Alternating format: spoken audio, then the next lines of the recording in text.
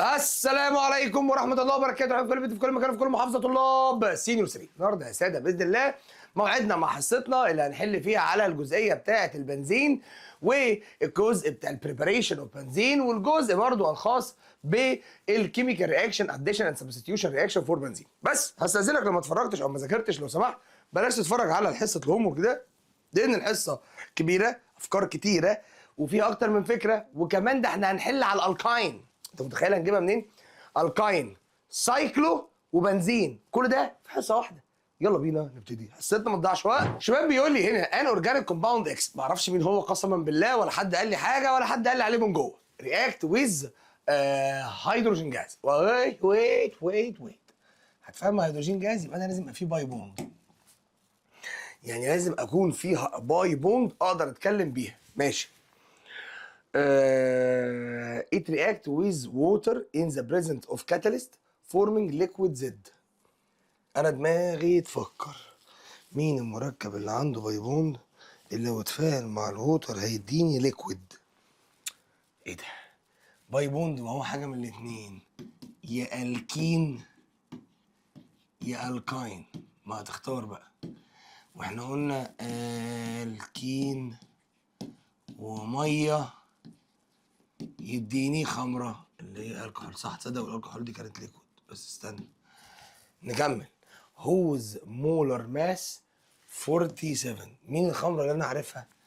C2H5OH اللي كان اسمها ايثايل الكحول. صلي على سيدنا محمد. بص يا رجاله سريعا كده تعالى نمسك الكلام مع بعض. فين؟ عايز لون اهي. اوكي، ونحسب C2 2 في 46 اهو، 2 في 12 بلس H5 5 في 1 بلس O 16 بلس H بواحد. لو حسبت الوزن ده، ما انا بخمن، ما كل بخمن على الكالكوليتور، هتطلع معاك 46 جرام. يبقى انا كده فهمت ان دي هي الكحول، ايثايل الكحول، ايثانول. جميل، لانك انت لو اعتمدتها ايثانول، لو اعتمدتها الكاين فانت هتدي الديهايد. ما بص، الكين وميه يديني الكحول، الكاين وميه يديني الديهايد. ولو جربت وزن الالديهايد اللي هو CH3CHO مش هيطلع معاك ب 46. يبقى انا كده عرفت ان دي ملغيه. فتعالى افكر بقى يا ده يا ده. طب هل هو بيقول لي بقى ايه؟ ذا مولر ماس اوف جاز اكس. جاز اكس ده خلاص، يبقى احنا عرفنا هو مين غاز اكس. هيبقى C2H4، ما هو ده اللي هو اسمه اي سين. تيجي نجرب وزنه، معلش على الكالكوليتور معايا، احسب معايا. 2 في 12 ب 24 زائد 4 في 1 ب 28، يبقى 28 مش 26. يبقى الإجابة 28 الوزن بتاعه. قال لي هنا عايز ايه بقى؟ ذا جاز واي. ما هو انت لما تعمل له هيدروجينيشن يعني تدخل عليه 2 هيدروجينين هيبقى اسمه C2H6، يبقى صح اسمه ايثان، وده الكحول اللي اتكون. شكرا. من الاسئله الحلوه الاجابه سي. كاتاليتيك هيدريشن اوف ايثاين. معنى كلمه كاتاليتيك هيدريشن اوف ايثاين ركز معايا، اين اللي هو C2H2 لما تحط عليه ميه يبقى اسمه CH3CHO. وبعدين زين اوكسيديشن، الراجل ده لما يبدا ان هو يتاكسد هيتحول ل CH3COOH. بتطلع مين يا رجاله؟ قال لي يا مستر انت كده زين، يبقى انت بتطلع اسيد. ركزوا معايا لو سمحت. يبقى كاتاليتيك هيدريشن اوف ايثاين هي زين اوكسيديشن هيطلع لحضرتك ايثانويك اسيد. هنا ايثانول ولا ايثانال؟ خلي دي قال ماشي، معلش انا اسف عشان في كام حرف كده نعدلهم مع بعض في كام سؤال جايين. هو ايه ايثانول؟ ايثانول يعني الكحول OH. ايثانال يعني ايه؟ CHO الديهايد. ولا ايثانويك؟ لا هو ايثانويك اسيد. تكون الاجابه الصح هي الاجابه سي. اوكي، اللي بعده عشان نمسح دلاني بعضها.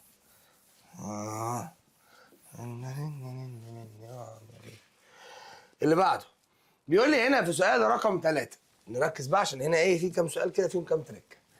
كاتاليتيك هيدريشن اوف ايثاين C2H2 احط عليها ميه HOH هيتحول ل CH3CHO.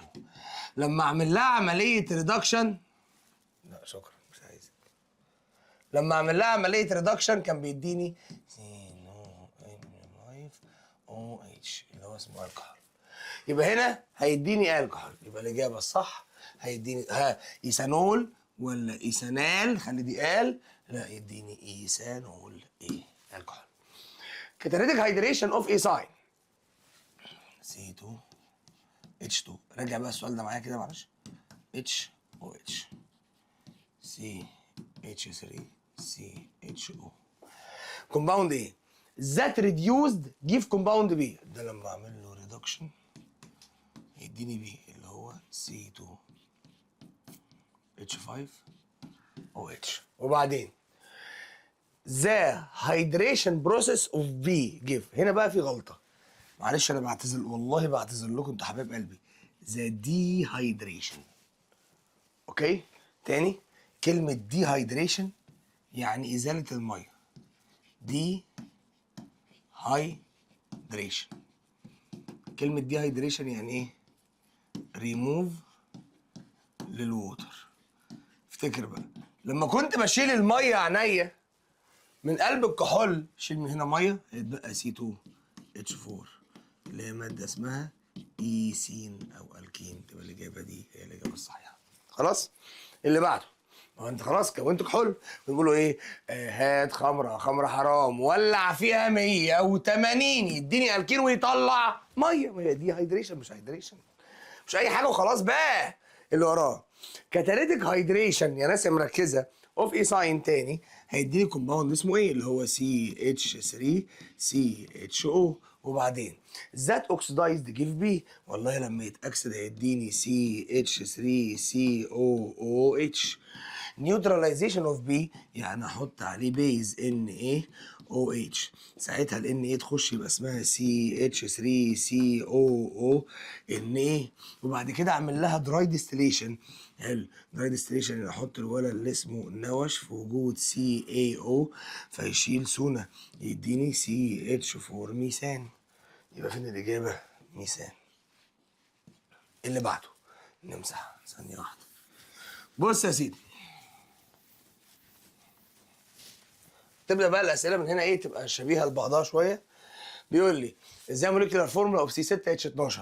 ركز كده، يبقى ده CnH2n وخلاص، ب 6 في 2 ب 12. يبقى ده يمشي معايا سايكليك الكين والكين. الاجابه دي. السؤال اللي بعده. السؤال اللي بعده بيقول لحضرتك هنا ذا جيفن برودكت، الشكل اللي قدام حضرتك كان بي اوبتين باي. ازاي اجيب الشكل ده؟ ولا اي حاجه. هو ده عباره عن ايه؟ ده عباره عن حلقه فاضيه فيها 1 2 3 4 5. يبقى ده اسمه سايكلوبنتان. اجيب السايكلوبنتان وادخل عليه هالوجين، اعمل له حاجه اسمها كولورينيشن او هالوجينيشن. يبقى انا اجيب هنا كولورينيشن اوف سايكلوبنتان. دي اجابه صحيحه. السؤال اللي بعده عايز يسمي الراجل ده. طالما عندي حلقه يبقى انا بعد من ترقيم الحلقه، وانا قلت لك يا حبيب قلبي ادي سي سي سي سي سي. يبقى انا بعد في ترقيم الحلقه نفسها، وده يعتبر عندي فرع وده يعتبر عندي فرع. نركز. فرع ده اسمه ايثايل عشان فيه كربونتين، اما ده اسمه ميثايل عشان فيه كربونه واحده. حلو، صلوا على النبي عليه الصلاه والسلام. لما باجي ارقم الترقيم الصحيح او اعمل العده الصحيحه بعد من اقرب مكان للفرع، فانا ببدا من عند الفرع. فانا هبدا 1 2 3 او هبدا 1 2 3. يعني انا ممكن ابدا من الجنبين، اختار الجنب اللي يعجبك. طالما هبدا من الجنبين يعتبر نفس مجموع الفروع، يعني انت تبدا هنا 1 و3 ولو بدات هنا تبقى 1 و3 صح؟ ومحدش يقول لي امشي كل ده، انا عايز مجموع الفروع تبقى اقل مجموع. ابدا من ايه؟ الفابيتك A B C D E. يبقى 1 2 3 4 5. يبقى ابدا من ايه؟ يبقى اسمها 1 ايثايل 3 ميثايل. يبقى 1 ايثايل 3 ميثايل سايكلو. دول كام واحده؟ لا ثانيه واحده. هتلاقي هنا عند حضرتك سايكلو بنتان مش هكسان يا ولد. بنتان. خلاص، لان دول 5 كربونات. تكون الاجابه الصح هي الاجابه سي. هعدلها من هكسان لبنتان لو سمحت. يبقى انا بص رقمت ان المجموع يبقى عارف. لو انت عديت كده 1 2 3 4 هتبقى 1 و4. ما رقم كبير، انا عايز 1 و3. ما 1 و3 مجموعهم 4، 1 و4 مجموعهم 5. لا يبقى انا افضل اجيب الثانيه. مسح مسح مسح، يلا بينا. بص يا سيدي، اللي بعد بيقول لحضرتك هنا فور اورجانيك كومباوند. ماشي. واحد اسمه ايثان سي 2 سي 2 اتش 6، ايثانول سي 2 اتش 5 او اتش، ايثانال سي اتش 3 سي اتش او، ايثانويك اسيد سي اتش 3 سي او او اتش.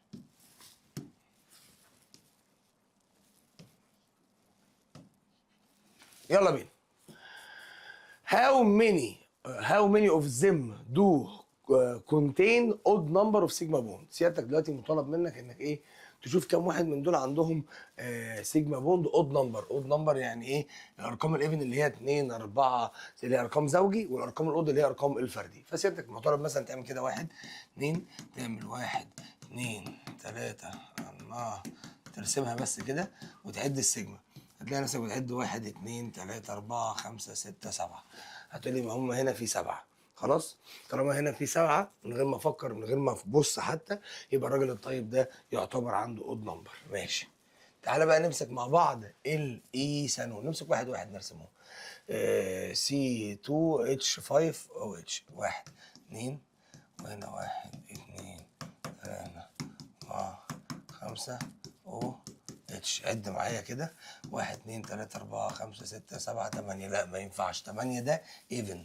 ما هو 2 4 6 8 الحاجات دي كلها ايفن. انا عايز ارقام مش ايفن، عايز ارقام اود. ارسم الراجل الطيب ده. سي، ركز، ماسكه في سي دبل بوند او اتش، ادي الحته الاخيره دي، وهنا اتش وهنا اتش وهنا اتش. يلا نعد مع بعض كده. 1 2 1 2 3 4 5 6. برضو مش هينفع الستة، ممسوح. شكرا جدا ليك. يبقى ده ده ايفن وده ايفن. تعالى بقى هنا. سي سي دبل بوند او او اتش. كده انت رسمت الحته اللي في الاخر. وهنا اتش اتش اتش. يلا بينا، توكلنا على الله. بسم الله. 1 2 3 4 5 6 7. طب هنا مظبوط بالفعل. هم هنا 7 ربطات موجودين، يبقى برضو دي ارقام اود. يبقى اللي عنده اود ده وده، يبقى هم نفرين بس. وبيسالك في كم نفر من الاربعه عندهم اود، فانت قلت له الاثنين، الاولاني والاخير. In which of the following compound do the bond have the highest amount of energy to broken؟ مين محتاج انتين محتاج اعلى عدد طاقه او اعلى كميه طاقه محتاجها عشان يكسر الرابطه بتاعتنا؟ فانا هنا محتاج سترونج بوند. طب عشان يبقى عندي سترونج بوند، بص بقى، هاخد سايكلو حلقه، ولا اخد بروبان مفروده، ولا اخد اكسان مفروده، ولا اخد سايكلو؟ بص، اولا الغي السايكلو، اكيد النورمال المفروض افضل. طب بروبان ولا هكسان؟ كل ما عدد السي بتزيد، كل ما القوه بتزيد، كل ما الرابطه بتزيد، كل ما بحتاج طاقه اكتر، والبويلنج بوينت عندي بتزيد. يبقى الاجابه هتبقى سي، الهكسان. اللي وراه بيقول لي وين اورجانيك كومباوند ايه رياكت وذ سبستانس بي. ماشي، يبقى هو ماده اسمها ايه؟ ما قالش بقى من هنا. ماده اسمها ايه هتتفاعل مع ماده اسمها بي. ان ذا بريزنت اتش 2 اس او 4 اتش جي اس او 4. انا عرفتها. ليش معنى؟ ما هو اتش 2 اس او 4 على الكاتاليست دي احنا كلنا ايه شفناها قبل كده وبلعناها. اللي بالنسبه لنا اتش جي اس او 4 ده بالنسبه لحضرتك دي حاجه مميزه. كان بيكون الاتش جي اس او 4 لو تفتكر. ايوه فاكرين، كنا بنجيب الالكاين هنا، فاكر والله، وبحط عليه ميه، بعمل هيدروليسيس الالكاين في وجود ال H2SO4 HgSO4. حلو قوي، حلو. وكان ساعتها بيديني CH3CHO اللي هو كان اسمه اسيتال ديهايد. وبعدين نكمل. ذا سبستانسيز فورمد، يبقى انت ده مسمينك سي يا محمد. طب وبعدين قال لي which can be oxidized to ethanol. صح، ما الراجل ده لما كان بيتعمل له عمليه اوكسيديشن كان بيتحول عندي لايثانويك اسيد زي ما هو قايل. بيقول لي what is the chemical compound of A؟ مين ايه يا رجاله؟ من غير ما افكر خلاص قلت الالكاين اللي هو C2H2. يبقى الاجابه الصح هتكون الاجابه B. وخلي بالك الفورمولا CnH2n -2. جميل. امسح. السلام عمر سليمان. بص، احنا بنفصص كل حاجه عشان تحس بكم الراحه النفسيه وانت بتحل. ما تسالش نفسك ليه واشمعنى وجت منين والحاجات اللي انت عارف بتقعد تسال نفسك فيها دي. بص يا سيدي، وين كاتاليتيك هيدريشن اوف ايساين تاني انستيبل. حلوه دي حلوه دي. بص سي تريبل بون سي عشان السؤال ده هيتكرر تاني. هنا ماسكه في اتش، هنا ماسكه في اتش. كاتاليتيك هيدريشن يعني بتحط اتش او اتش. ركز كده في اللي بيحصل. اللي هيحصل عندي ان هكسر رابطه وهدخل هنا اتشايه اهي، وهدخل هنا او اتشايه، فهتبقى شكلها كده سي دبل بوند سي. هنا في اتش، هنا في اتش، هنا في اتش، هنا في او اتش. متفقين؟ متفقين. جميل. المركب ده مركب انستيبل انترميديت كومباوند. لو تفتكر هكسر الكاميرا على دماغك، قلت لك ده ما ينفعش يبقى نفس الكربونه يبقى عندها او اتش وعندها دبل بوند في نفس الوقت. انت راجل مش محترم لو سبته كده. ساعتها كان بيحصل حاجه اسمها ري الرينج حبيبي. ايوه هي ان كانت دبل بوند دي بتاخد بعضها وتطلع تقف هنا، فاكر؟ والاتش تنزل تحت. جميل. لان المركب ده كان انستيبل. كان اسمه ايه افكرك؟ كان اسمه فاينايل مجموعه ايثين ناقص منها واحده الكحول. كان بيحصل له عمليه اسمها ري ارينجمنت. فقال لي هنا مستر كان بي استابلايزد يعني خليه ستيبل ري ارينجمنت اتوم اند بوند. اللي بيحصل الدبل بوند تطلع فوق فيبقى اسمها سي دبل بوند او، والاتش بتاعتها زي ما هي، الاتش والاتش اللي كانت موجوده فوق تنزل تحت. ايه ده؟ هو سي اتش 3 سي اتش او. ده اسمه اسيت الديهايد. شاطر. يلا بينا على اللي بعده. شباب السؤال اللي بعده بيقول وات از ذا نيم اوف ذا كومباوند whose general formula CnH2n and has been bathed in bromine water it removes the color. يبقى انا عايز حاجه القاعده بتاعتها ده يمشي الكين وسايكلو الكين، بس انا عايز الكين عشان بيكون جواه باي بوند يقدر يضيع اللون بتاع البرومين. يبقى الاجابه الصح دور على حاجه فيها ان يبقى بيوتين. السؤال اللي بعده وات از ايوباك كومن او نومنكليتشر فور المركب ده. بص يا حبيب قلبي، ده يعتبر فرع وده يعتبر فرع وده يعتبر فرع. طب انا اعد منين؟ اعد من اقرب مكان للفروع. واحد واحد 2 3 4 5 6. طب ليه ما عدتش من هنا؟ برغم ان ده اسمه اي سايل وده اسمه ميسايل عشان الفرع متكرر مرتين، فانا هكرر رقمه مرتين. لو حطيت من هنا يبقى اسمه 1 2 3 3. لا الصح انا اقول 1 1 و3. يبقى الاجابه الصح 1 1 داي ميسايل و3 ايسايل. بس اي بي سي دي اي يبقى اسمها 3 ايسايل 1 1 داي ميسايل سايكلو هكسين. يلا بينا على اللي بعده. شباب هنا معلش تعديل سريع بس. هنا الاجابه سي اتش 3 سي او سي اتش 3. عايزك تكتبها لي كده بس. تعالى نشوف. صلي على النبي. بيقول لها مستر عمر يا سليمان ام جي 2 سي 3 هتحدد على اتش 2 او اتش. بص اللي حصل الام جي اخذت من هنا او اتش. طب هيتبقى ايه؟ قال لي هيتبقى 3 كربون وشويه اكسجين. بس هي ساعتها هنشوف في كام اكسجين بيتبقى. او مضروبه هنا مضروبه هنا في 4 او، والاربعه هنا هم. بص كده قدام حضرتك. لو جينا بصينا يا استاذه محترم هنلاقي ان احنا بالفعل في عندنا اللهم صل على النبي في عندنا قدام حضرتك مجموعه من الاكسجين اتفاعل، ومجموعه من الام جي اتفاعل، ومجموعه من الكربون اتفاعل. حلو. لو جينا بصينا مين متبقي عندنا او مين اللي هيتحط عندنا يا رجاله؟ قال لي اللي هيتبقى عندنا هنا مركب اسمه واي. ماله؟ قال لي ابون كاتاليتيك هيدريشن. لما تعمل كاتاليتيك هيدريشن للمركب اللي اسمه واي. طب تعالى نشوف كده في كام سي وفي كام اتش اتبقوا. ماشي. 4 في 2 ب 8 اتش، وهنا 4 2 في 2 ب 4 اتش. يبقى كده انا بقى معايا 4 اتشات لسه ما اتفعلوش وثلاث سيات. يبقى سي 3 اتش 4. مين سي 3 اتش 4 ده؟ تعال نكتبوه مع بعض. 1 2 تاني 1 2 اكتب بقى والنبي 3، واحط هنا تريبل بوند، واحط هنا اتش، واحط هنا اتش 3. ادي الاربعه. ايه ده؟ ده بروباين. ابدا ان انا احط عليه يا خالته الميه. لما احط عليه الميه اللي هيحصل عندي كالاتي: هكسر ربط، والاتش تروح للمكان اللي فيه اتشات اكتر، والاو اتش تروح للمكان اللي فيه اتشات اقل.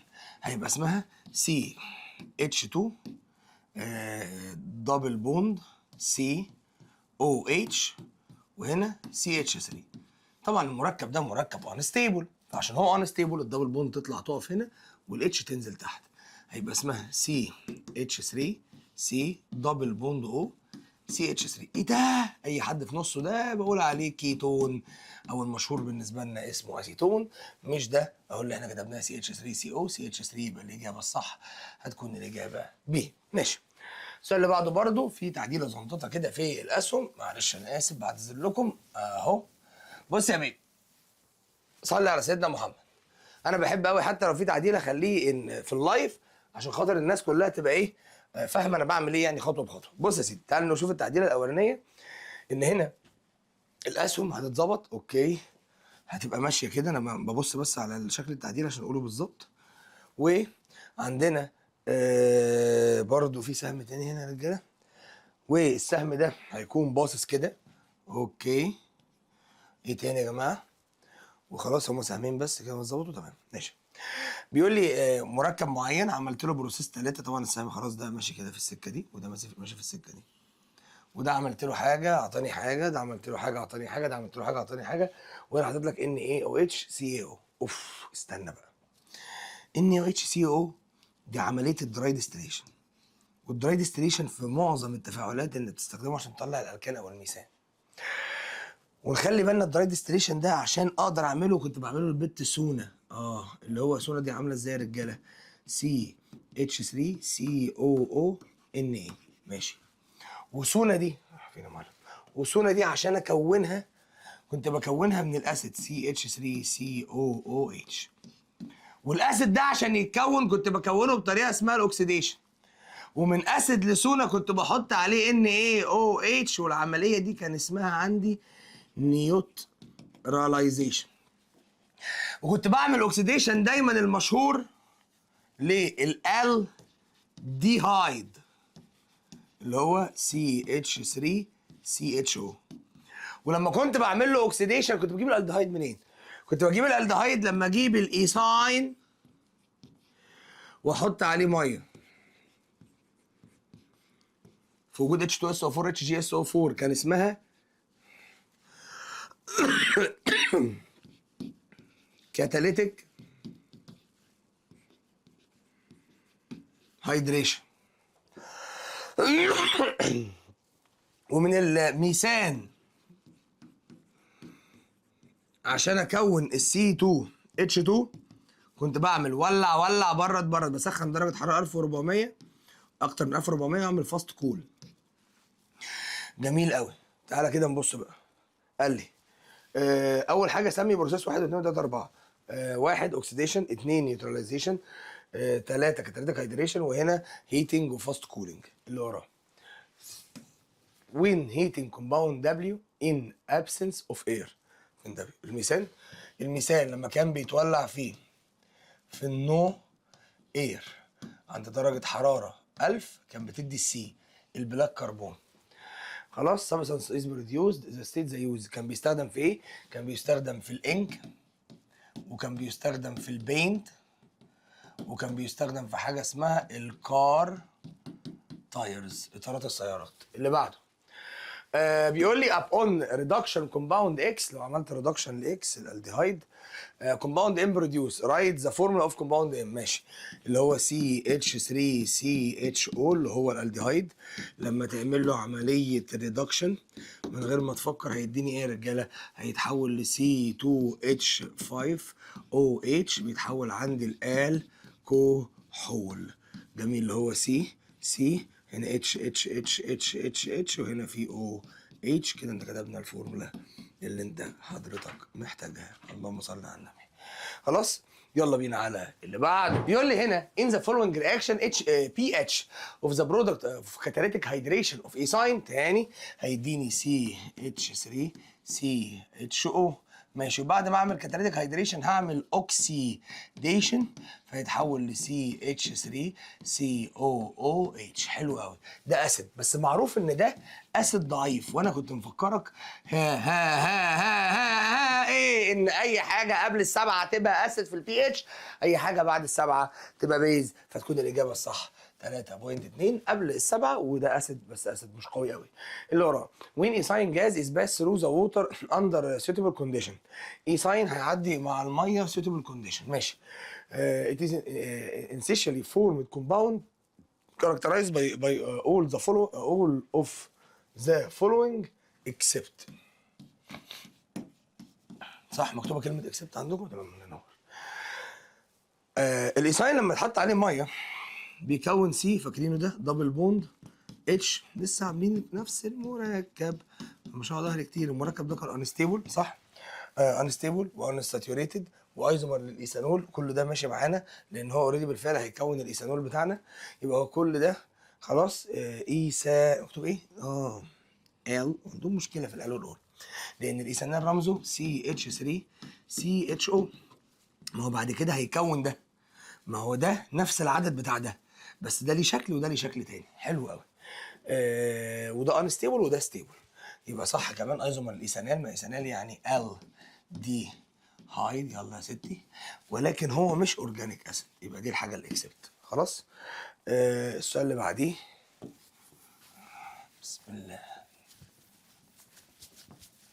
السؤال اللي بعديه بيقول لحضرتي هنا ايه؟ بيقول لي when convert normal alkane to cycloalkane by two steps. normal alkane مثلا لو احنا قلنا اللي هو CH4 ماشي، عايز احوله لسايكلوالكان، حلقه بنزين، حلقه فاضيه سوري. صلي على سيدنا محمد. الراجل ده هجيب منه 2، ولما اجيب منه 2 هبدا ان انا ماشي مش شرط الاقي الكان، ماشي اوكي. وقال لي قال 2 ستيبس، حاضر. ممكن اجيب C6 H12 اعمل له ريفورم يعني اعاده تشكيل في وجود البي تي والتسخين، هيديني حلقه بنزين فيها رابطه رابطه لا، رابطه رابطه لا، رابطه رابطه لا. وبعدين احط عليها هيدروجين، هعمل هيدروجينيشن فيديني السايكلو. خلاص. المره هنا كنت بحط 3. طب بيقول لي بقى ذا فولوينج از كوريكت اكسبت، كله غلط ما عدا هنا. بيقول لي هنا ايه؟ مفيش اكسبت. حلو، يبقى هي دي اللي ما كانش فيها اكسبت، يبقى الاكسبت دي كان مكانها فوق. اوكي. The molar mass of the product equal the molar mass of the reactant. بيقول لي كله صح، اختار جمله صح يعني. البرودكت زي الرياكتنت. بص ده فين البرودكت؟ سي 6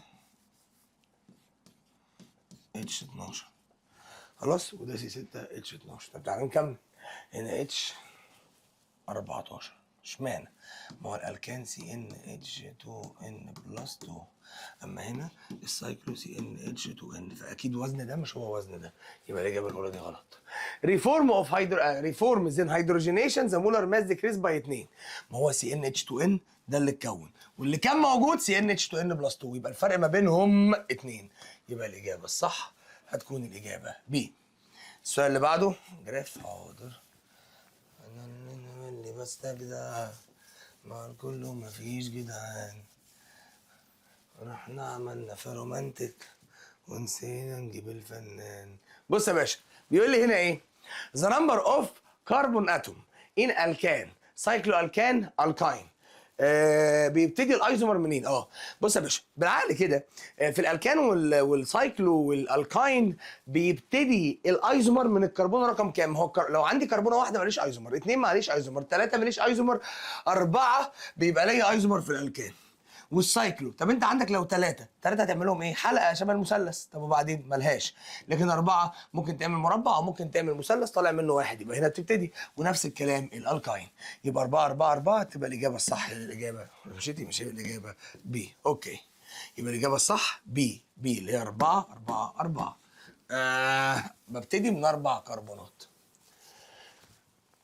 اللي بعده بيقول لي هنا في السؤال اللي بعده ايه؟ هيدروكربون اكس كونتين 5 بوند من الكربون اند 10 بوند من السي والاتش. حلو قوي. which of the following is could be. ماشي يلا بينا.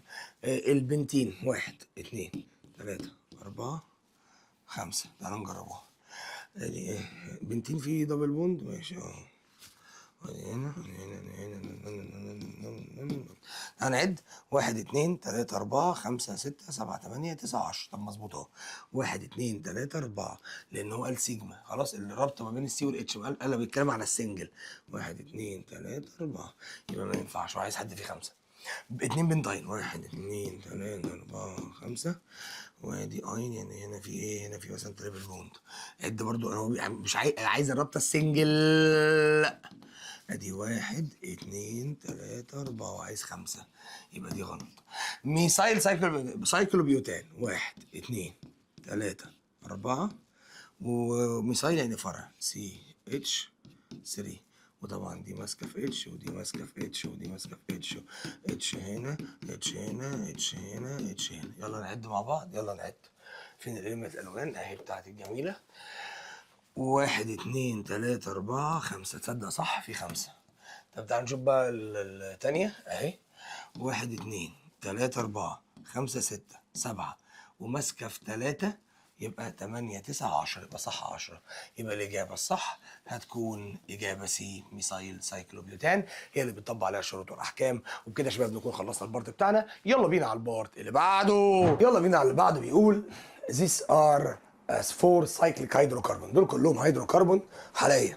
بيقول لي لو سمحت which of the following choice represent the stability of this compound يعني مين أعلى استقرار. صلى على النبي. احنا قلنا كل ما عدد الكربون زاد كل ما الزاويه بتزيد كل ما الاوفرلاب بيزيد كل ما القوه بتزيد كل ما الرابطه بتزيد كل ما الاكتيفيتي بتقل والاستابيليتي بتزيد. فين اكبر زاويه؟ اللي عنده 6 وبعد كده اللي عنده 5 وبعد كده الاثنين دول عندهم 3 زاويه 60. اعلى واحد مستقر ده يبقى اول واحد رقم 4 وبعد كده بق السمك عند الاكبر ابو رقم 3. طب وبعدين ده ولا ده؟ بالعقل الراجل ده كله سنجل فده ساتيوريتد اما ده unsaturated. الاكثر استقرار هو الساتيوريتد بعد كده 1 ثم 2 يبقى الاجابه الصح 4 3 1 2 دي اجابتنا الصحيحه. اللي بعده ايوباك نيم سمي الاوبوزيت كومباوند. صلى على النبي. ده سايكليك بس ده فرع والراجل ده فرع. حلو الفرع ده فيه كربونه واحده اسمه ميثايل اما الفرع ده فيه كربونتين فاسمه ايثايل. فالسؤال هنا هيقول يا ترى هبدا بالعد منين؟ A B C D E يبقى انا الصح هو لو عديت من هنا او عديت من هنا هتلاقيها 1 1 2 3 1 2 3. اعد من انه جنب دور على هنا ادي 1 2 3 4 5. مريم ركزي بالله عليكي خليكي معايا صاحيه. طب ماشي يبقى انا اعد من عند رقم 1. ليه ما ابديش من هنا A B C D E يبقى هنا 1 ايثايل 2 ميثايل. طب وده اسمه ايه يا رجاله؟ هنا هيبقى بالتالي ادي 1 ايثايل 3 سوري ميثايل وده حلقه اسمها سايكلو وده اسمه بنتين. شكرا. يبقى 1 ايثايل 3 ميثايل سايكلو بنتين. اللي بعده في السؤال اللي بعده يا رجاله بيقول لي انا عندي هنا دايجرام ريبريزنت تو ديفرنت رياكشن تفاعلين للايثاين وخلي بالك الايثاين ممكن نقول عليه اسيتايلين ماشي which was preformed in an different tube اتحطت في تيوب. يلا هنا انا معايا تريبل بوند ما تنساش قوي ان فكره التريبل بوند دي وحطيت عليها 2 مول من الهيدروجين. حلو لما هو حطيت هنا نيكل يبقى انا بعمل عمليه اسمها هيدروجينيشن. حلو لما اعمل عمليه هيدروجينيشن فانا هكسر رابطه وادخل اتش هنا وادخل اتش هنا يبقى انا كده دخلت اتش واتش يبقى دخلت اتش 2 اكسر الرابطه الثانيه وادخل اتش هنا واتش هنا يبقى دخلت 4 اتش يبقى اتحولت لسي سنجل بون سي اتش اتش اتش اتش اتش اتش. مين المركب ده؟ سي 2 اتش 6 ده مركب اسمه ايثين. طب يا عم الحاج ركز في الحته اللي جايه. قال لي نفس المركب ده هعمل له كاتاليتيك هيدريشن ومعنى كلمه كاتاليتيك هيدريشن يعني احط ميه. معنى ان انا بحط ميه على المركب ده يتحول سي اتش 3 سي اتش او ده اسمه ايثانال او اسمه الديهايد. حلو قوي. طب يا عم الحاج ما تنساش حتى 60 40 درجه حراره، 60 و40%. بيقول لي الايه الفورمولا بتاعتها ايه؟ ده ان، يبقى الفورمولا بتاعتها CnH2n+2. اللي بعده which of the following step water drop، احط ميه دروب. انا ما سمعتش كلمه نقط نقط غير على الكالسيوم كربايد. هو ده لو نقطت عليه ميه، افتكر بالله عليك معايا ودنك عشان خاطري، ما تسيبنيش محتاج لك ليل ونهار بشتاق لك عشان ودنك حلوه. قال لي يا مستر ايه اللي حصل لو انا نقطت هنا ميه؟ اللي هيحصل كالاتي، هيتحول ل C2H2 وبعد كده هعمل له كاتاليتيك هيدريشن، يعني هحط عليه ميه في وجود الكاتاليست، هيتحول CH3CHO وبعد كده هاخده اعمل له ريدكشن، يبقى الراجل ده اتحول ل C2H5OH الكحول. يبقى الراجل ده هو الكحول طبعا ده اسمه ايه؟ ايثانول او ايثايل الكحول. يبقى الاجابه ايثانول فروم كالسيوم كاربايد. يلا بينا على اللي بعده. يلا بينا. بالله عليك ركز قبل ما اوريك اي حاجه، حاول ركز معايا، حاول ما امسكش عليك حاجه، ما امسكش عليك غلطه بالله عليك. اللي ساتر ربنا انا ان شاء الله ما افضحوش. بيقول تو obtain بلاك ديريفاتيف. طبعا اول ما اسمع كلمه بلاك ديفايدد كربون، سوري، ايه بلاك ده؟ ايه البلاك ده اللي هو قصده بيه البلاك كربون؟ السي فروم الديهايد. مين الالديهايد يا رجاله؟ CH3CHO.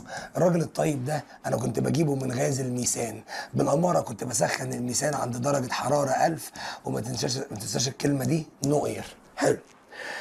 الراجل ده عشان اجيب الميثان، طبعا الورقه الكبيره هتساعدك، هعمل له عمليه اوكسيديشن في وجود الولا كمانو، ساعتها هيتحول ل CH3COOH اسيد، وبعدين اعصر عليه ليمونه او احط عليه بالبلدي NaOH. لما احط عليه NaOH ده وده، فالاتش هتتشال ويبقى اسمها CH3COONA سونا. وبعدين اخد الراجل ده اعمل له دراي ديستليشن، الولا نوش في وجود اخوه سو، ساعتها يتحول للميثان. لسه اخد الميثان واسخنه عند درجة حرارة 1000 وما تنساش نو اير، ساعتها هتحول لسي. طب لو جينا بصينا، هعمل اول حاجه اوكسيديشن وبعد كده نيوتراليزيشن، دي اسمها عندنا نيوتراليزيشن اسيدوبيز، وبعد كده دراي ديستليشن، بعد كده ثيرمال ديكومبوزيشن يعني بسخنه عند 1000 نو اير. اللي بعده the molecular formula of unsaturated cyclic hydrocarbon. خلي بالك unsaturated يعني هنا معناها ان جواها دبل بوند. طب ماشي. cyclic يعني حلقه. حلو. هيدروكربون ماشي. which ring contain 4 carbon and 2 double bond. ده والله كتر خيرك. 4 كربون ايه؟ اكتب احمر وتعمل لي الشكل ده. خلاص. فكره 4 كربون عايز كده 1 2 3. انا عارف انك فهمان وجمال وجميل وكل حاجه، ولما تيجي تحط الدبل بوند هستاذنك تبقى ذكي. واحده واحده لا، واحده دي كده اسهل، شكلها اجمل، ما تحطهمش لازقين في بعض. انا ماسك هنا في 3 فاضل لي 1، انا ماسك هنا في 3 فاضل لي 1، انا ماسك هنا في 3 فاضل لي 1، انا ماسك هنا في 3 فاضل لي 1. لو جينا بصينا على الشكل هم 4 سيهات ب4 اتشات، يبقى C4H4. اللي بعده the number of the bond of cycloalkane في المولر ماس. طب ماشي يا مستر، وزنه كام؟ 98. بيقول لي سايكلو الكان رمزه عندي CnH2n، هنا 98. ماشي. لما الاقي اوزان اعوض بالاوزان، شيل السي، وعشان احسب مولر ماس ببص على الاقواس، بدل ما سي ان يبقى اسمها 12 ان بلس الاتش بواحد يبقى اسمها 2 ان يساوي 98. طب يا عم الحاج 12 ان و2 ان مجموعهم 14 ان تساوي 98، يبقى الان الواحده بكام يا جماعه؟ يبقى انا زي الشطور هعمل ديفايدد 14 كام؟ هيبقى بسبعه. ايه ده؟ حلقه فيها 7؟ ده احنا ما درسناهاش. قلت لك هو يسال براحته، انت دراستك 6 بس. اسمع بس، 1 2 3 4 5 6 7. ادي هنا ثانيه كده، 1 2 3 4 5 6 7. ماشي اي حاجه 7. طالما سايكلو الكان يبقى كله سنجل، يبقى هنا فاضل 2 فاضل 2 فاضل 2 فاضل 2 فاضل 2 فاضل 2 فاضل 2. تعال نعد الرباطات كده يا رجاله، يلا بينا. 1 2 3 4 5 6 7 8 9 10 11 12 13 14 15 16 17 18 19 20 21. يبقى دول كام رابطه؟ 21. مين؟ الكربون مع الهيدروجين عددهم 21 رابطه سيجما سنجل. اللي وراه بيقول لي according to the given table which of the following is correct. مين في الجمل دي صحيحه؟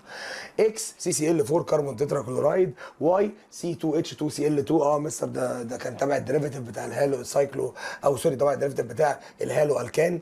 C2H6 ده المركب اللي اسمه ايثان. C3H6 ده مركب اسمه بروبين. طب يلا X and Y are alkyl halide derivative. X and Y alkyl الكايل. لا بص صلى على النبي، انت خلينا متفقين كده، اسمها هنا بيتقال عليها رجاله هالو الكان، مش الكايل ديريفاتيف، لا اسمها هالو الكان. اوكي اللي بعديه بيقول اكس از ان الكان. فين اكس؟ واي از دبليو از هالو الكين. لا هو مفيش هالو اساسا عشان نتكلم عليه، اسف. ولا في هالو ولا في خالته ولا هالو ولا خالته. عسل يخرب بيتي. ما تقفلش الفيديو، كمل معايا لو سمحت. اللي وراه واي از هالو الكين. طب تعالى نجرب كده. هنا سي وهنا اتش وهنا اتش وهنا سي ال وهنا سي ال. كده ناقصني رابطه فاحط الدبل بوند. فكده اصبح ايه؟ الواي بالفعل هالو الكين صح.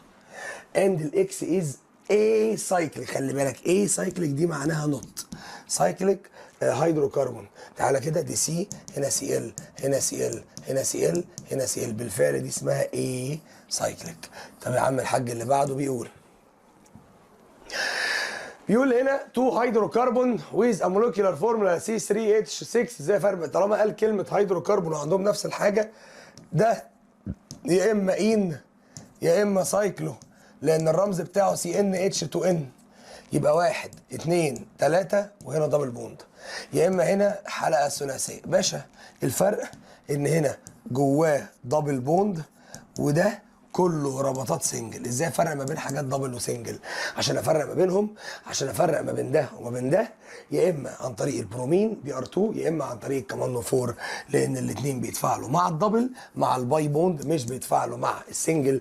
لون البرومين بيتغير، يبقى من ريد يبقى لونه يا رجاله عندي كلرلس، والكمانو بيتغير من اللون الفايلت للون يا رجاله الكلرلس. طب حلو قوي. بص ركز معايا لو سمحت، الحته اللي جايه بيقول هنا adding acidified commando solution to للمركب ده. ثانية، المركب ده اخره ايه؟ شو. طالما اخره كلمة شو يبقى الراجل ده الديهايد. والالديهايد من غير ما تفكر لما تحط عليه الولا كمانو، الحتة الأخيرة دي بدل ما تبقى اسمها شو بتتقلب كح، تتقلب عند حضرتك اسيد. شوف واحدة مقلوبة اسيد هتلاقي بالفعل الإجابة الصح هي الإجابة ايه؟ هي اللي فيها كح. السؤال اللي بعده حلو السؤال ده، سؤال شابتر 2. هاو ميني هيدروجين اتوم. خلي بالك هيدروجين اتوم بيتعمل كاتوم فاوند ان 0.42 سايكلو هيكسين. واحدة واحدة. هو السايكلو هيكسين رمزه ايه؟ C6 H12 CnH2n. الراجل ده فيه كام اتش؟ فيه 12 اتش اتوم. هنا بيتكلم ايه؟ بيتكلم على ماس. ركز بقى معايا بالعقل. مستر تعالى، بيقول لي لو معايا 0.42 هيبقى فيها كام من ده؟ بس خلي بالك عشان احسب مولر ماس ابص على الاقواس. 6 في الكربون ب 12 بلس الاتش بواحد 12 هيديني 12 اتش 12 في 1. طب نركز، هعمل ايه؟ ده هضربه في ده، يلا معايا الكالكوليتور، على ده.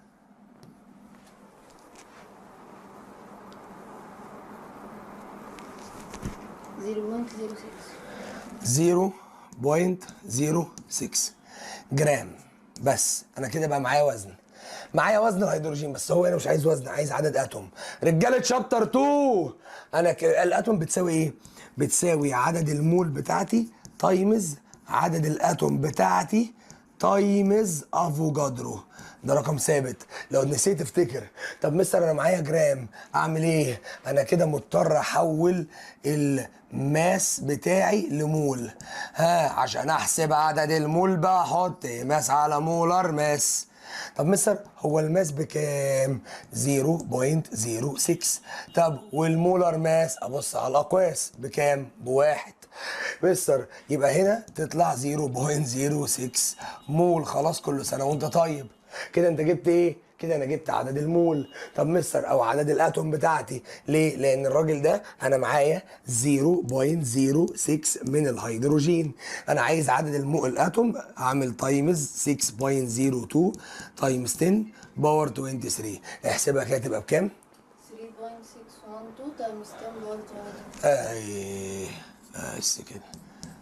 السؤال اللي بعده بيقول ايه يا رجاله؟ بيقول لحضرتك a student sum the following describe. حلو. the opposite compound، الكومباوند اللي قدام حضرتك اللي هو CH2 CH3 وهنا في 2 موجوده من بره وكتير قوي من الارقام دي. بيقول لي لو سمحت الجمل اللي قدام حضرتك دي هل دي جمل صحيحه ولا غير صحيحه؟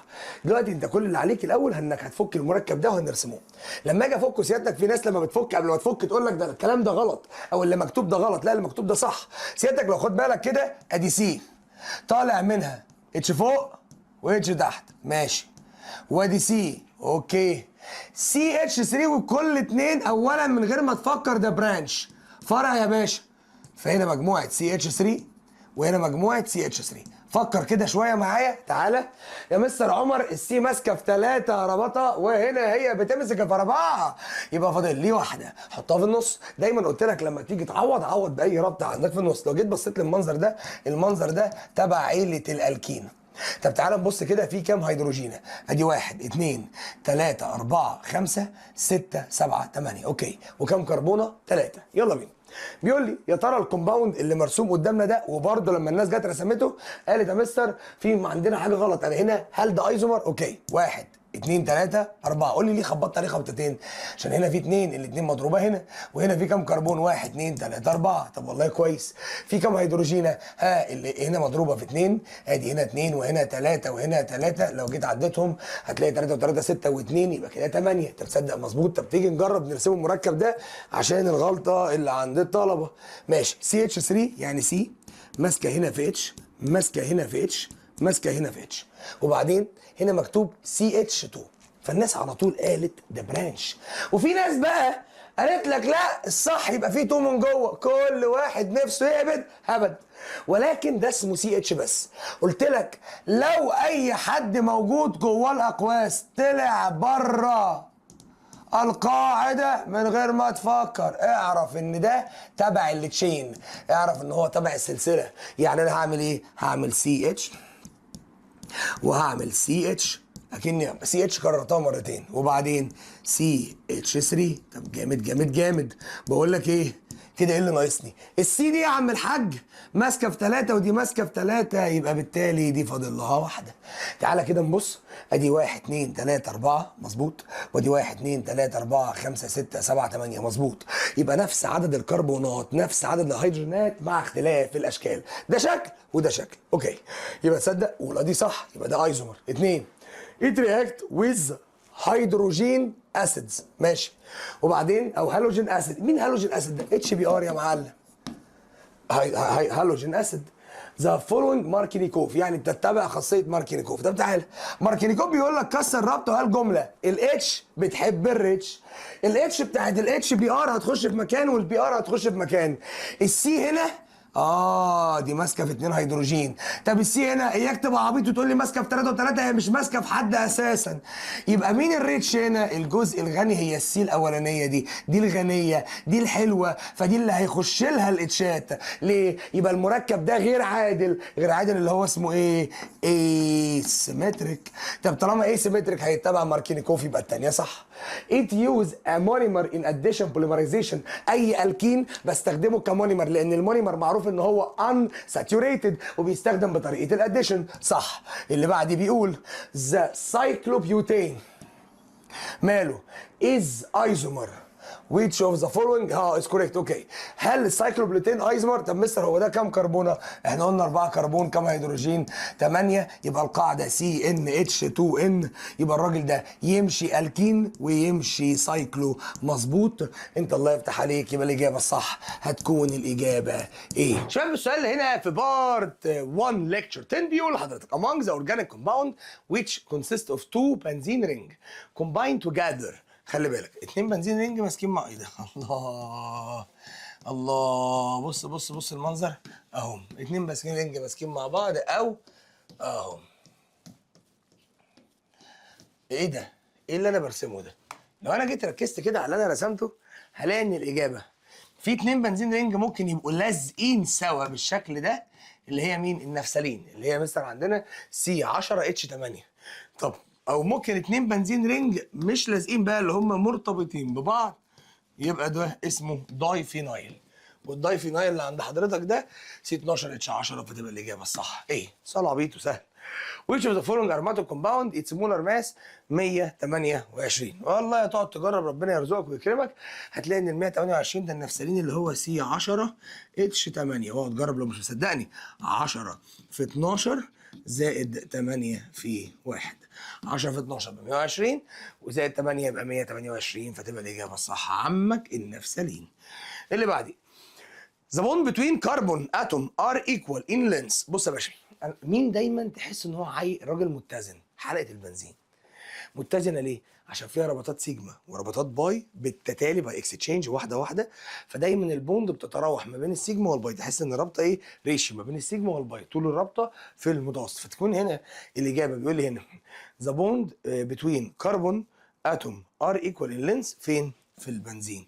ليه مش في الباقيين؟ هقول لك. في البيوتين ادي 1 2 3 4 وفي دبل بوند. بقى هنا في دبل ودول سنجل، فكده ما بقاش ايكوال. اما في حلقه البنزين لو جيت رسمتها واحده واحده لا، واحده واحده لا، واحده واحده لا، ففي 3 قد بعض و3 قد بعض و3 باي و3 سيجما، 3 دبل و3 سنجل، فبالتالي يكون الاجابه بنزين. اوكي امسح التنين. اللي بعده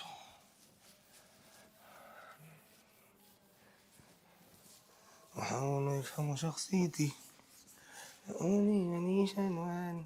فين؟ 4 كاتاليتيك ريفورم اوف هيكسان. هيكسان لما اعمله ريفورم يعني عيد التشكيل هيديني حلقه بنزين. طب مثلا كده بحول من اليفاتيك او ممكن اقول عليها ار لحاجه بنزين اروماتيك، يبقى هنا الاليفاتيك تو اروماتيك. شكرا جدا. اللي وراه the bond length between any two carbon in بنزين average. وهي بص في البنزين يبقى انت تقول لازم تبقى فيها يافريج ما بين السنجل وما بين الدبل. فانت عارف ان السنجل شبه الالكان والدبل شبه الالكين. وبيقول لك بقى عايز بدل ما تقول له سنجل دبل ممكن تقول له الكان والكين، بتتراوح ما بينهم هما الاثنين.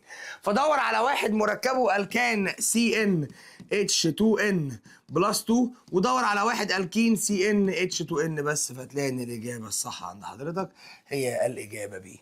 دور على حد الكان، حد الكين، حد سنجل وحد دبل، يبقى الاجابه هتبقى بي. السؤال اللي بعده السؤال اللي بعده في سؤال رقم 6 بيقول لحضرتك هنا which of the following about the aromatic benzene is true. مين الجمله الصح عن البنزين؟ position of pi bond in it don't change. لا طبعا بتتغير. unsaturated react by addition only. ما بيتفعلش بالاديشن بس، فالاديشن والسبستيتيوشن. اللي وراه the electron of pi bond are dislocalized. ايوه هي الالكترون dislocalized يعني بتغير مكانها. عشان كده بدل ما بنعمل رابطه ورابطه ورابطه ممكن نعمل حلقه، وده دليل ان الرابطه عندي بتتحرك. جميل. اللي بعده السؤال اللي بعده في سؤال رقم 7 بيقول تولوين is similar to benzene in all the following except. التولوين شبه البنزين. هو مين التولوين؟ التولوين هي عبارة عن حلقة فيها مجموعة CH3 من فوق. بيقول لي بقى هل هي شبهها في كل حاجه ما عدا نمبر اوف دبل؟ طبعا ما البنزين عندها نفس عدد الدبل بوند، عندها 3 جوه الحلقه وهنا 3 جوه الحلقه. نمبر اوف سيجما ليه؟ لان هنا اتش اتش اتش اتش اتش اتش، اما هنا اتش اتش اتش اتش اتش سي، والسي ماسكه هنا عندي بره في 3 اتشات، فاكيد عدد السيجما اتغير. حلو قوي. يبقى نمبر اوف سيجما بوند تبقى الاجابه بي. فهو معانا والنبي. Each of the following statement about the naphthalene is correct except كل ده صح عن النفسلين ما عدا. خلاص. طبعا النفسلين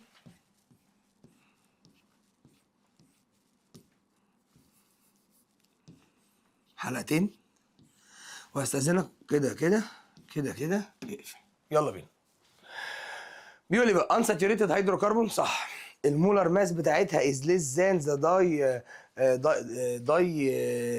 داي فينايل. ايوه المولر ماس اقل من الداي فينايل عشان في 2 كربون مشتركين. خلاص اوكي عارف. it burn completely in. هنا في كلمه اكسس اير فورمين كربون دايوكسيد اند ووتر فيبر. عايز اقول لك على حاجه. اي حلقه من حلقات البنزين او اي مركب من مركبات الاروماتيك لو قلت انا هولع فيه فانا لازم اطلع دخان اسود. اشمعنى؟ لان حلقه البنزين فيها كربونات كتير وشوابهها فيها كربونات كتير اللي هو كله اروماتيك، فعشان لما يتولع ما بيتولعش كله، بيتولع بارشلي، ده طبيعي، بيتولع جزئي، فبالتالي بيطلع دخان لونه اسود. اما لو حضرتك قلت لي انا هولع مع اكسس اير، يعني مع كلمه اير اللي هو اكسجين، مع اكسجين كتير، يبقى انا هولع كتير، واي مركب اورجانيك يتحرق بالاكسجين بيطلع حاجتين ثابتين CO2 و H2 برنس، يبقى برضو صح.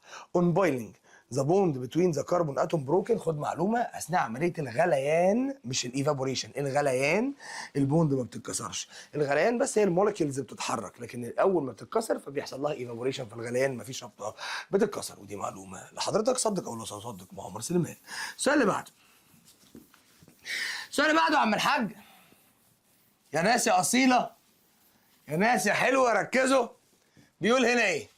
بيقول لي ذا نفسلين is similar to بنزين all the following except. النفسلين، النفسلين اللي هو حلقتين بنزين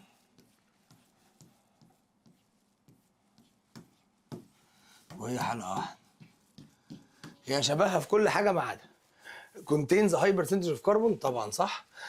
سموكي فلين لما يحصرق في الاير، عارف لو قال اكسس اير مفيش سموكي فلين، بس قال اير يبقى في سموك.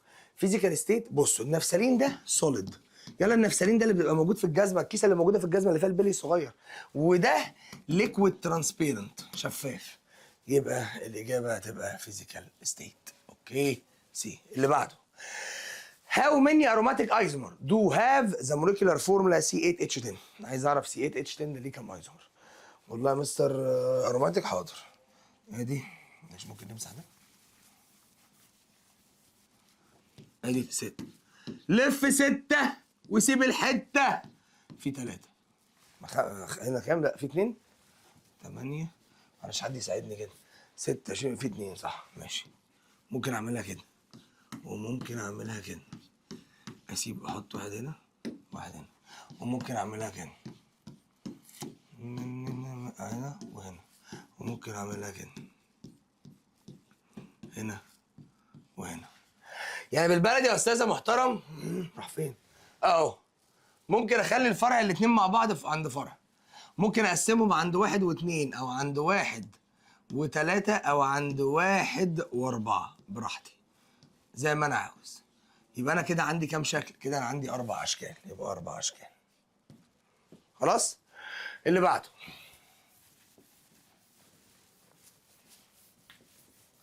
السؤال اللي بعده يا استاذه محترم بيقول هنا ايه؟ فينك؟ يبقى هنا احنا قلنا 4، اجابه 4 ماشي، هعملها 4 عشان الناس ايه تبقى شايفه. 1 مول اوف اروماتيك كومباوند CXHX ناقص 2، معرفش ايه ده.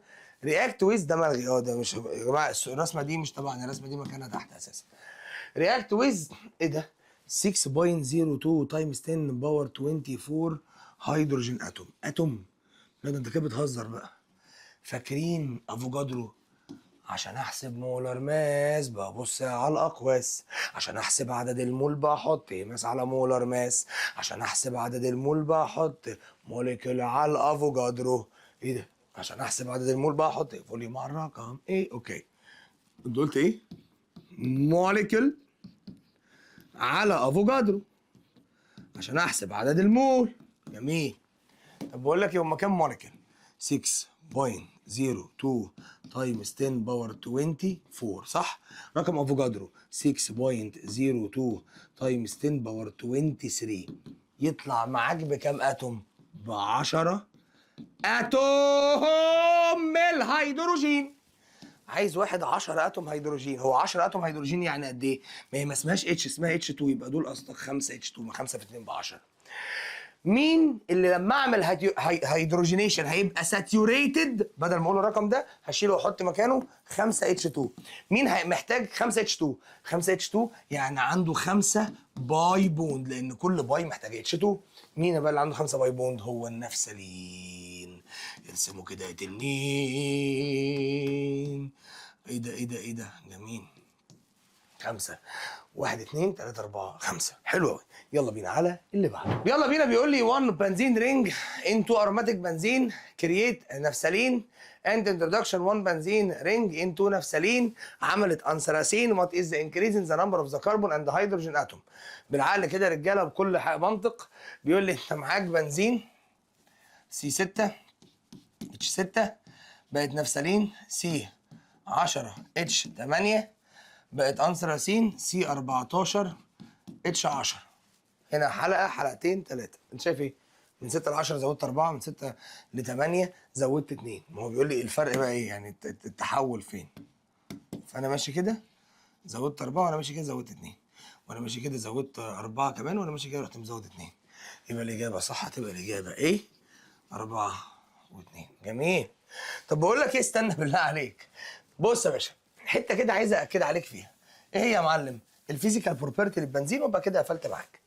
البنزين معروف ان هو ماده شفافه، ترانسبيرنت ليكويد، لان في بعض المجاميع قلناها بشكل موضح، في بعض الجميع قلناها واحنا بنحل، فانا بقولها للكل اهو.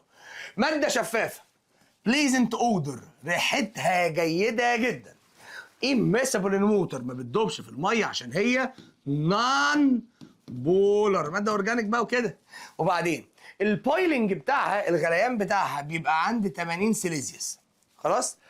بيرن ويز اوكسجين، مع الاكسجين خلاص بتعمل سموكي فليم. بس خد بقى معلومه، لو حطيت اكسس اوكسجين مش هتعمل سموكي، هتطلع هيت وكربون دايوكسيد ووتر فيبور. لكن لو قال بيرن ويز اوكسجين كده وسكت هيطلع سموكي فليم. ليه؟ لان فيها هاي ريشيو اوف كربون، نسبه الكربون فيها عاليه جدا. معلومه ان الفيول، الوقود اللي احنا بنستعمله في العربيات هو اسمه جازولين، مش الاروماتيك بنزين.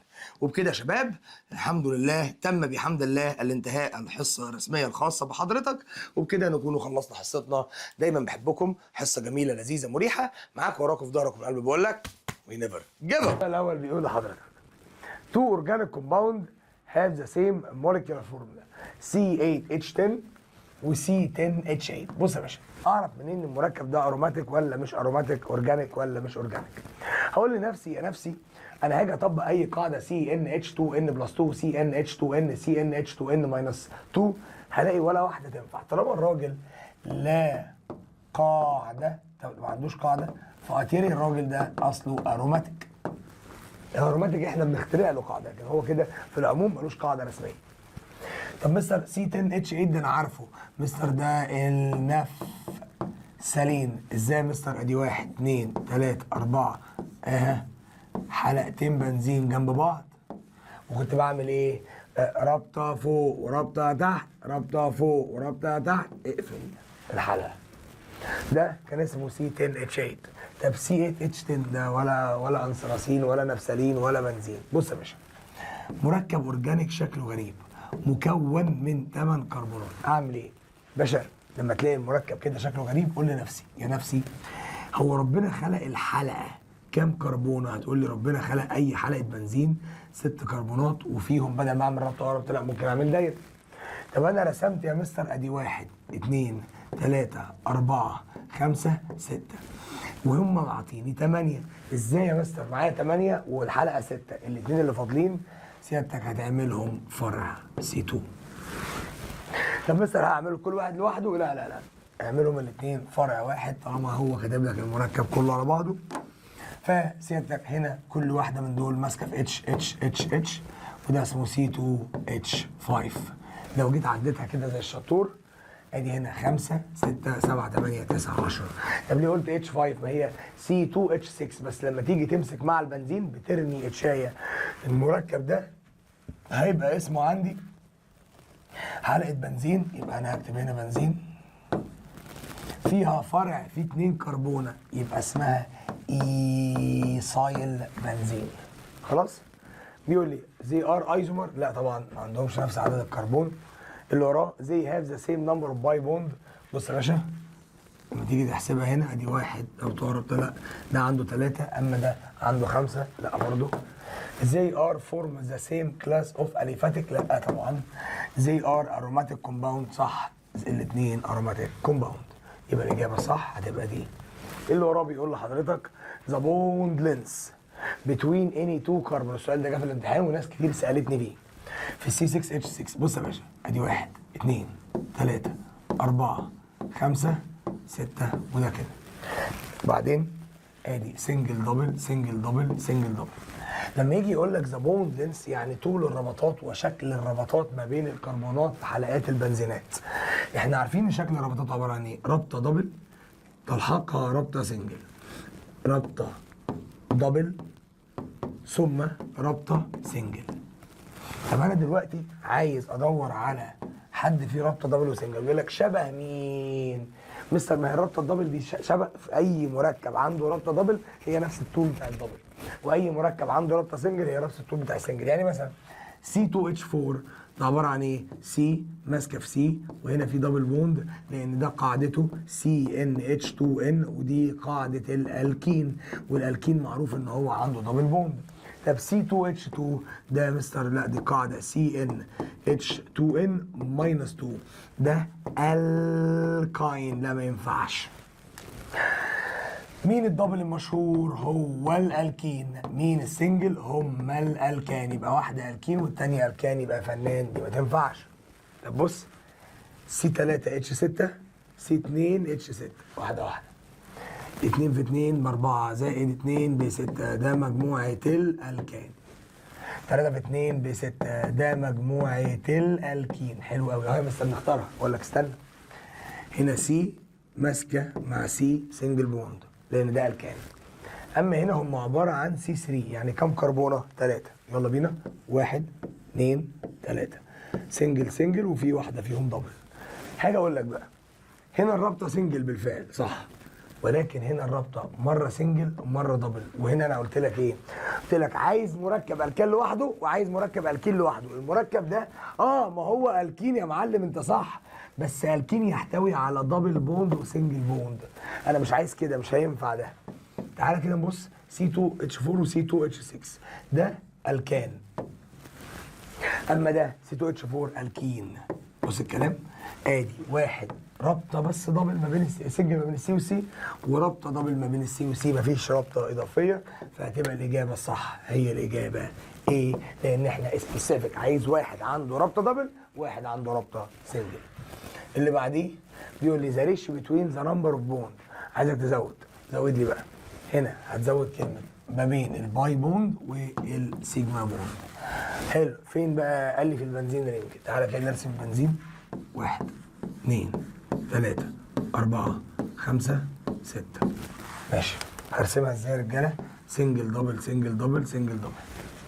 قال لي يا مستر لسه ما خلصناش، هنا كل واحده من دول ماسك في اتش.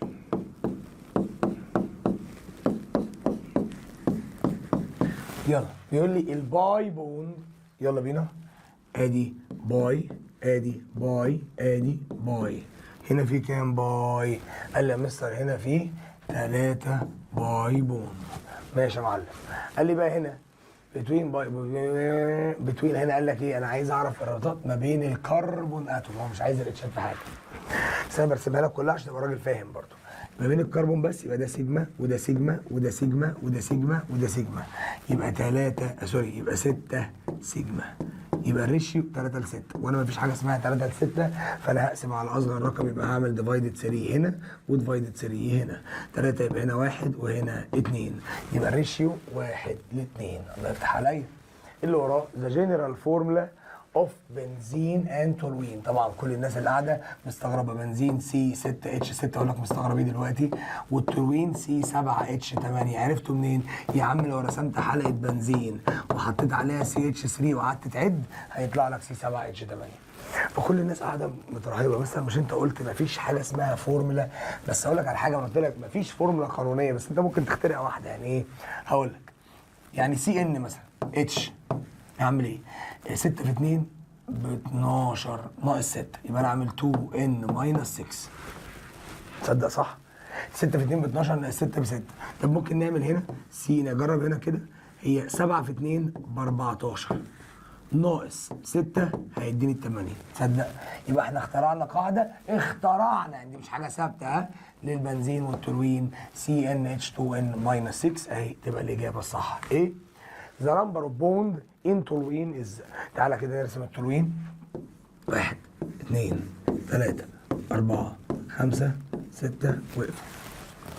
رابطه سنجل، رابطه دبل، رابطه سنجل، رابطه دبل، رابطه سنجل، رابطه دبل. وحط هنا السي ماسكه هنا في اتش لان ده اسمها CH3H. اما هنا كل واحد فاضل فهو ماسك في واحده اتش. يلا بينا. عايز عدد الباي بوند.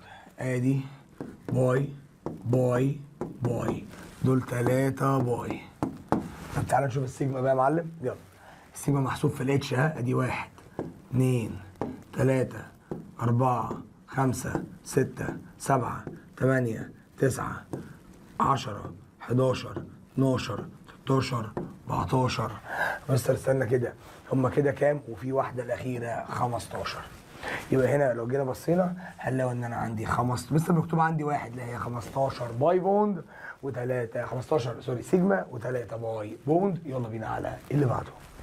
شباب نخش هنا بيقول لي رايت ذا ايوباك نيم فور ذا فولوينج كومباوند. بص، اول واحد عسل قوي، بس العسل ده خلي بالك لا يجي لك السكر. بص يا حبيبي، ركز وما تقعدش تتخانق مني، اسمعني خلاص. حلقه بنزين فيها مجموعه CH3 وهنا VCl. بص يا ريس، انا ممكن اعتمد ان ده عادي فرع وده عادي فرع، ده اسمه كلورو وده اسمه يوسايد. بس لما باجي اعد 1 2 3، ممكن اعد 1 2 3، بس العلماء قال لك خلاص طالما العدتين من ناحيتين زي بعض، عد من الناحيه اللي اقل ارقام الفابيتك ابدا بيه.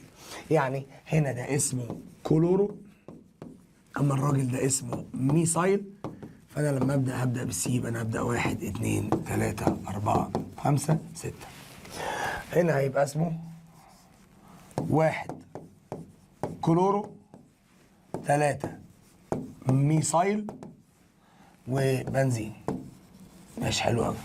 ده طريقه اخرى بقى.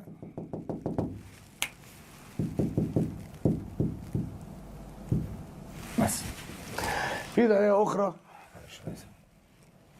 شيل النقط دي كلها لو سمحت. بص، ايه الطريقه الاخرى؟ في الايوباك برضو هستخدم كلمه تولوين. ايه ده؟ هي تولوين. يلا معلومه اهي، التولوين والفينول ممكن يستخدموا ايوباك. طب ودي في اللحظه ايه؟ بص، في اللحظه دي انا مش بعتمد اقول مثلا ان الCl ده فرع، هو التولوين ده مركب على بعضه، بعتمد ان ده كله على بعضه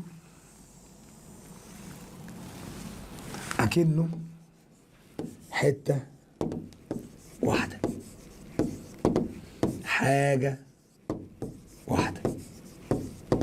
يبقى اعتبر ده كله على بعضه اكنه حاجه ايه؟ واحده.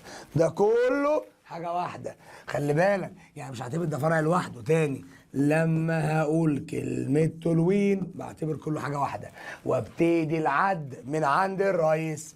1. طب لسه ما بتديش من هنا، خلاص بقى، ما انت اعتمدت ان ده كله حاجه واحده. 1 2 3 4 5 6، تعتبر ده كله حاجه واحده، وهنا ده يعتبر بالنسبه لنا فرع. فهتلاقي الشكل اسمه ايه؟ اسمه 3 كلورو وتولوين. ايه ده؟ ما اكتبش، ما انت خلاص بقى ده اعتمدته كله اكنه على بعض حلقه واحده. اللي وراه بيقول لك ذا نمبر اوف ميثايلين جروب. اول ما تسمع ميثايلين اللي هي مجموعه CH2 اللي موجوده ان اروماتيك بنزين. ماشي.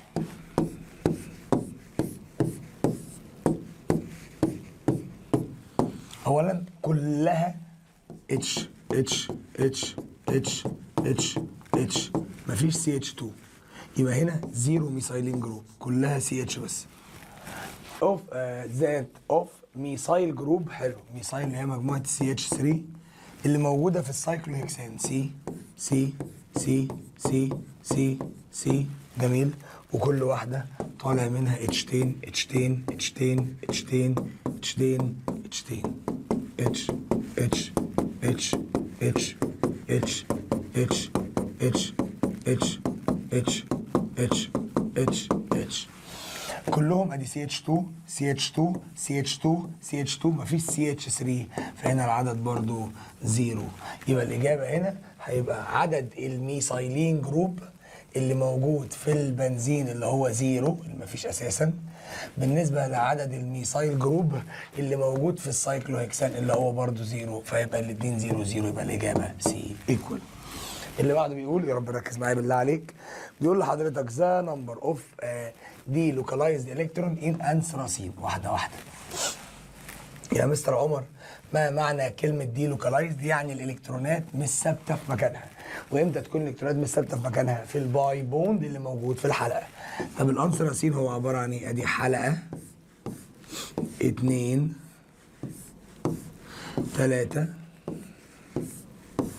يلا بينا، سنجل دبل سنجل دبل سنجل دبل، يلا يلا يلا اقفل الحلقه.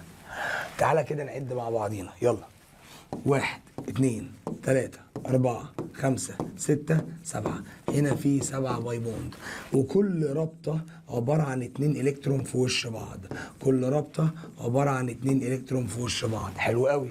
وخلي بالك ان الرابطات دي مكانها مش ثابت، بتفضل تتحرك من مكان لمكان.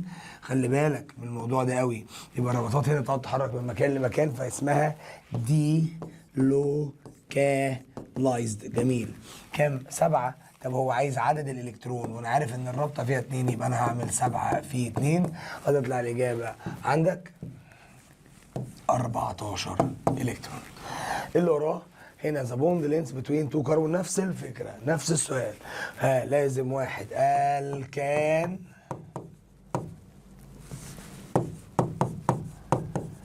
ومعاه واحد الكين. ثانيه واحده، هنا C2H4 يا جماعه، نصلحها بس. ومع واحد الكين، هو نفس السؤال يعني، هتبقى الاجابه صح ايه؟ زي امبيريكال فورمولا اوف نفسلين. هو النفسلين رمزه ايه؟ رمزه C10H8. معنى كلمه امبيريكال فورمولا يعني الخلاصه، يعني هتعمل ديفايدد عشان تعرف تجيب الريشيو. هتيجي تقسم على ال8، مش هينفع، مش هينفع يبقى فيه فراكشن. اكتر اسم هتنفع عليهم هما الاثنين، يعني عايز اسم هتنفع عليهم هما الاثنين، ديفايدد 2 تبقى اسمها C5H4. دور، هي دي C5H4. السؤال اللي بعده بيقول لحضرتك according to the structure 2 أو 3 دايفينايل بيوتان. تعال نرسم بيوتان. ادي 1 2 3 4. بيوت يعني 4 كربونات. 2 و3 دايفينايل، يعني هنا في مجموعة بنزين عاملة فرع، وهنا في مجموعة بنزين عاملة فرع. ماشي اهو، بص، رابطة رابطة لا رابطة رابطة رابطة رابطة رابطة رابطة رابطة رابطة. ماشي، خلينا بس نظبط عشان الحلقة دي مش حلوة. انا اوكي، واحدة واحدة لا واحدة واحدة لا واحدة واحدة. وده اسمه عندي بيوتان، يعني كله سنجل. بص يا باشا، نمبر باي بوند ادي 1 2 3 4 5 6، 6 باي بوند. وعايز ذا موليكيولار فورمولا اوف ذيس كومباوند. يا سلام، سلم، حاضر. موليكيولار فورمولا يبقى لازم اكمل كل اي. يلا بينا. اولا هم كام كربونه؟ 1 2 3 4. اقول لك لا، هنا بص يا باشا، 5 6 7 8 9 10 11 12 13 14 15 16. يبقى هم 16 كربونه، فوق في 12 وتحت في 4. طب كام هيدروجينه؟ بص يا باشا، 1 2 3 4 5 6 7 8 9 10 11 12 13 14 15 16 17 18. يبقى اتش 18. خلاص؟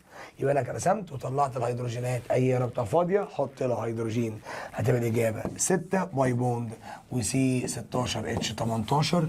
هتكون الاجابه الصح عندك هي الاجابه سي. سؤال رقم 13 بيقول، هو السؤال ده ناقص، عايزك بس ترسم الثلاث اشكال حلقه بنزين، في بي ار هنا وهنا في سي ال وهنا في سي ال، حلقه بنزين سي ال سي ال سي ال، حلقه بنزين هنا سي ال سي ال وتحت في بي ار، حلقه بنزين سي ال بي ار سي ال. ماشي. بيقول لي يا ترى مين الايزومر؟ باشا ايزومر نفس الحلقه عليها نفس الفروع مع اختلاف اماكنهم. بص هنا في ايه يا رجاله؟ قال لي هنا مثلا عندنا بي ار وعندنا سي ال وسي ال، وهنا عندنا سي ال وسي ال وبي ار، اما هنا عندنا بي ار وسي ال وسي ال. لو جيت بصيت للشكل الجميل اللي قدامك ده هتلاقي مستر عمر هم الحلقه رقم 1 ورقم 3 ورقم 4 كلهم عليهم نفس الاشياء ولكن مع اختلاف الترتيب. اما هنا سي ال سي ال سي ال مفيش حد شبهها، يبقى الاجابه يبقى 1 و3 و4 هم دول الايزومر. اللي بعديه بيقول which of the following about the aromatic benzene is true؟ مين الحاجه الصح على aromatic؟ the position of pi bond is don't change. لا طبعا دول بيتحركوا، عشان كده عملنا شكل الدايره والراجل قال لنا الكلام ده كيكل فكان اسمها delocalization.